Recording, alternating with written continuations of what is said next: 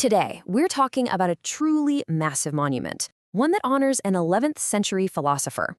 We're going to get into the story of Rāmānujācārya, a man whose ideas about equality were so powerful, so ahead of their time, that 1,000 years after he lived, they were literally cast into one of the world's biggest statues. So let's get right to it. Why call it the Statue of Equality? I mean, that's a pretty bold name. It's not just a memorial to some guy from history. It's a huge statement. And by the end of this, you're going to understand the radical 1,000-year-old idea that's packed into that name. First off, let's just wrap our heads around the sheer scale of this thing. It stands 216 feet tall near Hyderabad, India. And get this, it's one of the tallest metallic sitting statues anywhere on the planet. It's an absolutely immense physical presence, built for a philosophical legacy that's just as big. And it's not just big, it's made from something really special called pañcaloha. That's a sacred mix of 5 metals: gold, silver, copper, brass, and zinc.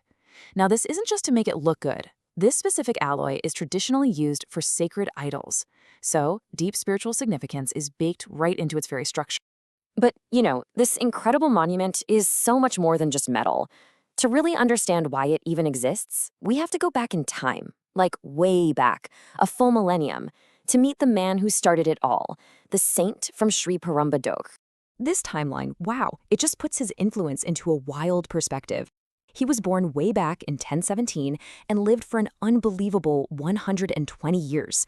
But the part that really gets me is the gap. Almost 900 years passed between his death and the inauguration of this statue. That just goes to show you how timeless his message really is. So who was this guy really? Well, at his core, Rāmānujācārya was 2 things at once: a deep, brilliant philosopher and a total game-changing social reformer.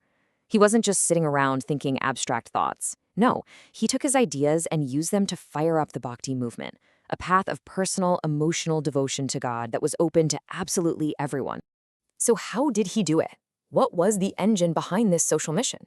Well, it all came down to a powerful, revolutionary philosophy. It's a concept called Viśiṣṭādvaita. Now, I know, the name sounds super complicated, but the idea behind it is actually beautiful. Think of it as qualified non-dualism. It basically means, yes, there is one ultimate reality, one God. But, and this is the game changer, the world and all of us in it, we're not just an illusion. We are real, we are unique, and we are all part of that one divine reality. And this chart just lays it out perfectly. The main philosophy back then, called Advaita, basically taught that the world we see is an illusion we need to break free from.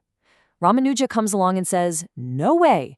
He argued that this world is real and it's a beautiful, glorious part of God. This completely changes the goal of life. It's not about escaping an illusion. It's about loving devotion to a God who is the source of everything real. And here's the most important part. For Rāmānujācārya, this philosophy wasn't just an idea to be debated, it was a call to action. It sparked a full-blown social revolution, all fueled by devotion. And this is the mic drop moment. This is the logical conclusion he drew from his philosophy. If the world is real, and if every single one of us is part of that same supreme being, then it means every human is equal, period. For him to say this 1,000 years ago, that was just unbelievably radical. And he didn't just talk the talk, he walked the walk. He threw open temple doors to people of all castes, a truly shocking act at the time. He stood up for the marginalized, the people society had cast aside. He believed education was a right for everyone, not a privilege for the few. For Rāmānujācārya, devotion wasn't some private, quiet thing. It was a public, active practice of equality. So really, it all boils down to this one simple, incredibly powerful idea. Vasudhaiva Kutundakam. The entire universe is one family. I mean, if we are all part of the same divine reality, how could we be anything else? This became the beating heart of his entire movement. But ideas can be fragile. So how on earth did this one survive for a millennium, long enough to be celebrated in steel and gold? Well, let's look at the incredible ways his influence was kept alive through the centuries.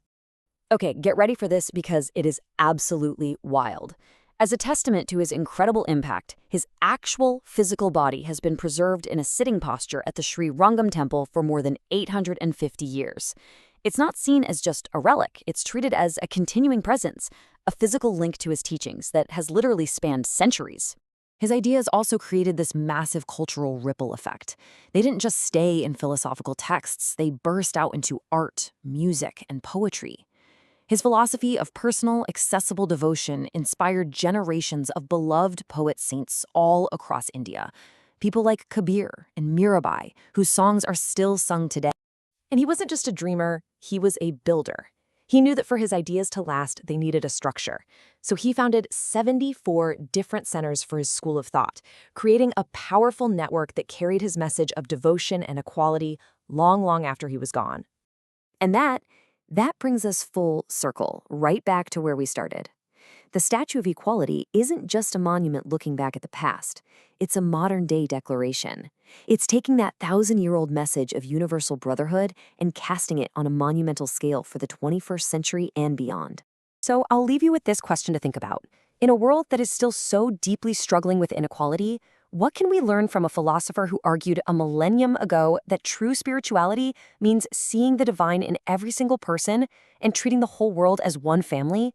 It's a pretty powerful thought to take with you.